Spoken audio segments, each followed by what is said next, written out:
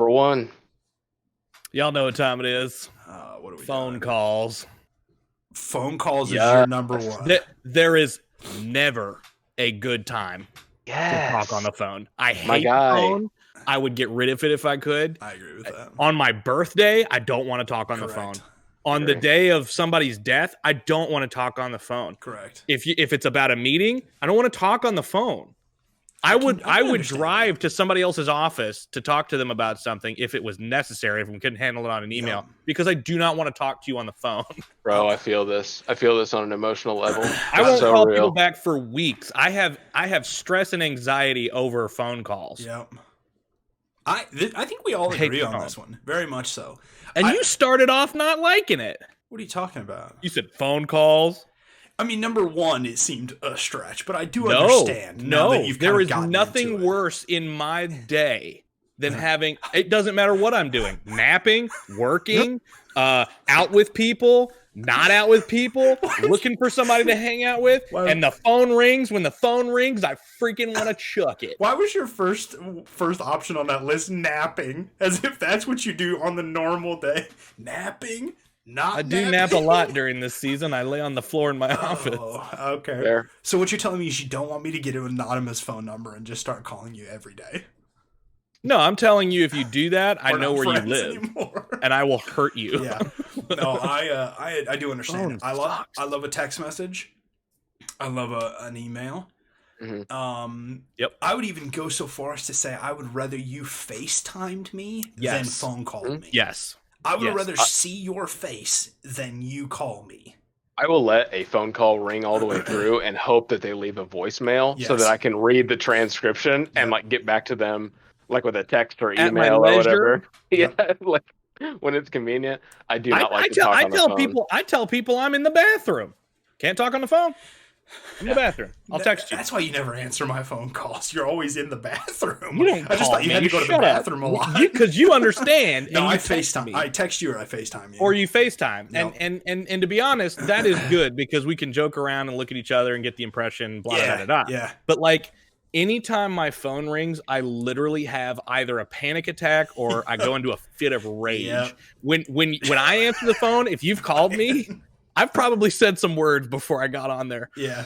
Hello? You know what's hilarious is you see a true character come out when people get phone calls. I was sitting. This is 4 years ago. I was sitting in the car with my Corps Sergeant Major at the time. He's an older guy. He was in his 80s. And so he's basically That's just a like church elder, by the way. Yeah, church elder, deacon, Salvation Army people. And he gets this phone call. He doesn't know the number. And this is how he answers the phone. He's like a pretty soft-spoken guy most of the time. He can be a little grumpy at times, but he answers it for, "What do you want? I told you to quit calling me." And I was like, "Excuse me." I'm so sorry, what? And then he just hangs That'll up and he weed goes, through a lot of people. And then he goes, "It's one of those telemarketers again. I'm so tired of them." I was like, Yep. Oh my gosh, with the election, stop calling me. I will not vote the direction you want me to vote specifically because you called me on the phone. In fact, I'll vote the opposite just because you called me on the phone. I hate everything you're doing. I do get that. I'm not a big fan of the phone. Anybody there's also a close friend knows that. There's also a kind of part 2 to that as well. And it gets into a deeper form. Okay. If you've called me and for whatever reason I wasn't able to get the phone, and I do answer the phone. It's begrudgingly. Begrudgingly I'll answer the phone and handle whatever business I need to handle. But if I wasn't able to get to the phone and you call me and as soon as it stops ringing, I try to call you back and you don't answer the phone. Yeah. Oh, you better not be within a mile of me. Oh my goodness gracious. It actually is insanity though. What did you do? Call me? I didn't pick up the phone. You throw your phone on the ground and like run away from it. What happened? I'm very much the person who like, if you're gonna call me, that's fine. Probably won't answer. I apologize.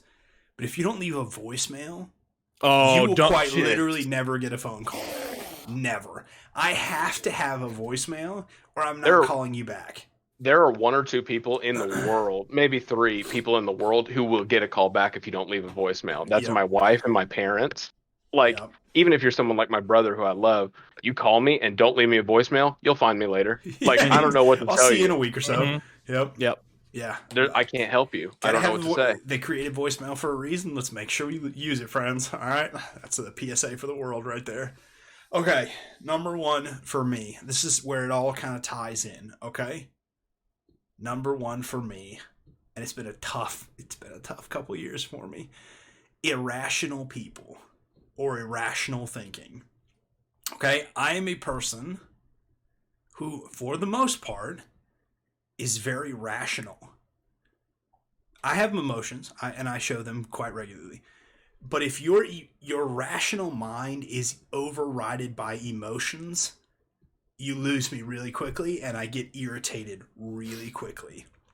If you're just not willing to look through, and again, like I said, this has been a rough couple years for me because we've lost the ability, I think, to have rational thinking on a lot of things. And if we're not able to think rationally about things, then I have a very hard time communicating with you. Because there's no, kind of like we talked about on a different podcast, there's no real middle ground for me to meet you anymore.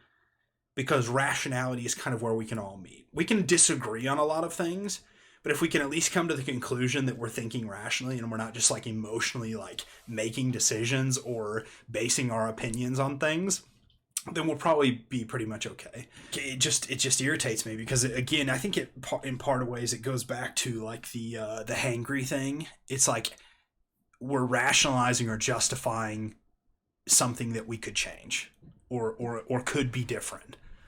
If I want to be sad today, I can be sad today, but that's not really how we should live our lives. We should look for a little silver lining in the sadness, I guess. Yeah, we better find a silver lining with this episode. I think that's the category right there that really just irritates me, when there is no reason or rhyme for what we're doing. Or you've presented evidence as to why this might be a better way to do things. They're like, nope, not going to do that. And you're like, okay. Yep. That's it. And I would say that like this has become a more and more prominent pet peeve for me, because I think in general the world gets less and less rational and more like I'm just going to believe what I want because I can. So yeah, that's my number one. That's a long tangent for number one. Brian, what you got? So my number one is pretty much the reason I'm on the podcast today. Okay. Ben already knows what my number one is. Oh my gosh, this is so and the reason good. the reason that tell it's the story? Yeah, absolutely. Okay, yeah. The reason that it is my pet peeve is because most people can shrug this off with no trouble at all. Oh most people. I love how every time, like the longer he talks, the wider his eyes are getting. Bigger and bigger. He gets more I get and more real close to the camera, and I'm going to tell you about this one. Rational thinking, Brian. Rational thinking. I hate false accusations against myself. He does. I hate when somebody, the very small infractions are when somebody tells me how I'm appearing to them. Yep. Why are you being grumpy today? I am not grumpy today, but I am now that you told me I've been grumpy. Yes. Why are you being short with me? I'm not being short. I hate it. Yeah. But what I hate the most is the story that happened in Ben and I's history. I was in college. Ben had been in college. But he had come to my dorm room and he was playing video games. He was sitting on the couch playing video games, and I was working on homework. And multiple times he's like, get over here and get some games with me real quick. I'm like, I can't. I got to knock this homework out. I got a class coming up. I can't remember all the specifics. All I remember a bad person. I was trying to be a good kid. I was trying to be a good student, do my work, and get it done. I worked the whole time that he played video games. True. How long do you think you played video games? Oh, it had to have been 3-4 hours. Modern Warfare 2, run the lobbies, was killing it with the squad. Long time. He's literally sitting on my couch, playing on my Xbox, eating my food, chilling in my house, my dorm. Rent-free, homie. While I'm sitting at my computer. I look outside when I'm finished with my homework. I might not have even been done, but I was like, it's about dinner time. Let's go hit the cafeteria. Let's see what they got to eat. I'll scan you in. So we walk over to the cafeteria. Story. I scan him in, pay for his meal is what scan him in means, because I got the meal plan that says I got to eat. Listen, life was tough then. I don't want to be judged for that. We go inside. Hey, I'm not mad about that. The meal plan was a ripoff and it was already paid for, so you might as well eat those meals. Yep. scan him in. We both get food. We go sit down. Somebody at our table says, "Hey, Ben and Brian, what have you guys been up to today?" So, and Ben says, "Well, wait. So there's one little tidbit right before this. I don't know who asked the question, but Brian was sitting next to me. I think on the left. I was sitting here. On the right was actually my sister. That's what I vividly remember. She was sitting at the table with us, and I leaned over to her and said, 'Watch this. I'm gonna make Brian really mad.'" I forgot about that. And so, I said, Ben's sister is now my wife. Yeah. At the time, we hadn't even dated yet. I was just interested. I had seen her around, anyways. So I said, I don't know what I said that I had been doing, but I said. You said video games. I said video games. Yeah, Brian's just been taking a nap all day, and oh my gosh, I think he broke something. I think like food went flying or something. I can't vividly remember what happened. I just remember like the rage that boiled up in him when I said it. And I didn't think I was going to get him that mad, but I got him that mad. And people were like so upset. Oh my gosh, people were just like staring at us like because they had no context of the fact that of course he had worked all day and I knew that. But like I mean, he just got and people were like, "Well, why were you napping all day?" It just like I mean, it was like they like dug in because they didn't know he hadn't napped at all that day. I mean, it was like I feel like Nick Coronado was actually at the table as well. Yeah. And I think he saw like I was like, "That's not true." Like I rushed to defend myself. And the funny thing is, I'm not even like embarrassed. Like if I had taken a nap, I don't care that he tells somebody about it. It was the fact that I felt like I had done right in my eyes. Like I had resisted temptation to play video games. I'd done so well, and then all of a sudden I'm being told I just took it easy all afternoon, and I got so frustrated. I remember Nick being like, "Yeah, Brian's napping all the time. Why are you napping all the time?" Like he just twisted in, and I'm just like, I'm dying inside. I hate this.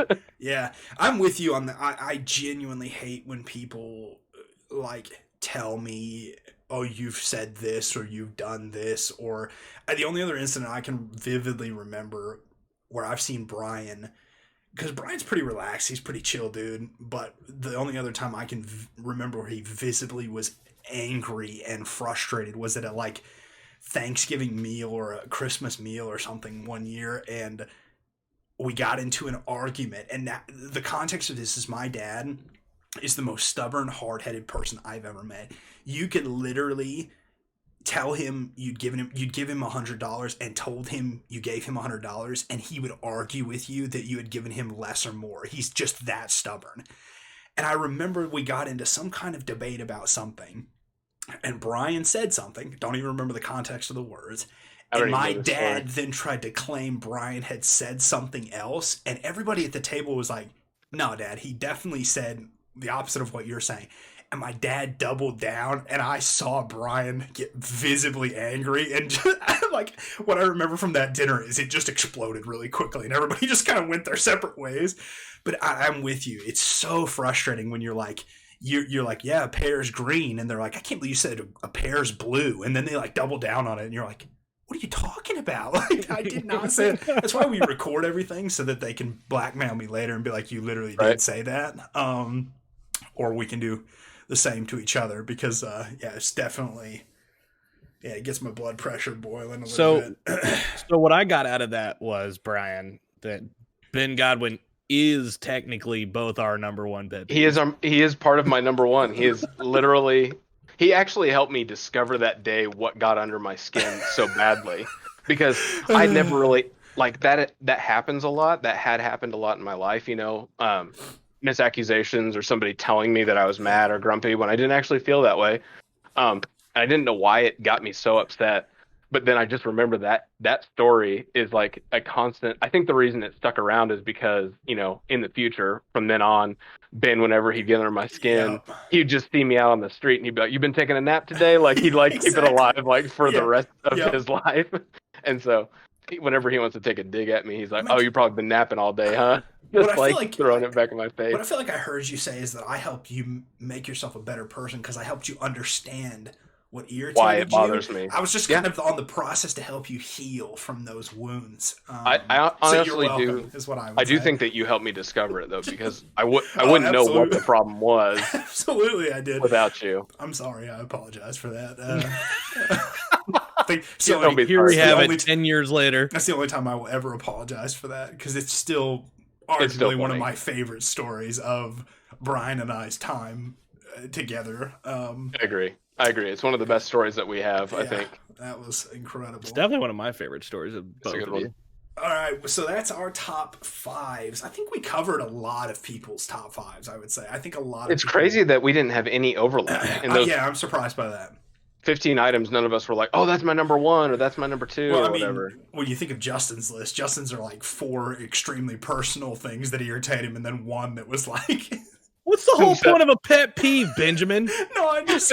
Justin said... His are really personal. Somehow he gets really upset at these pet peeves that he has. Justin said, I hate pulling the covers down 1 inch to scratch my nose. Justin said, number 3, when I have to move my finger outside the blankets to scratch my nose.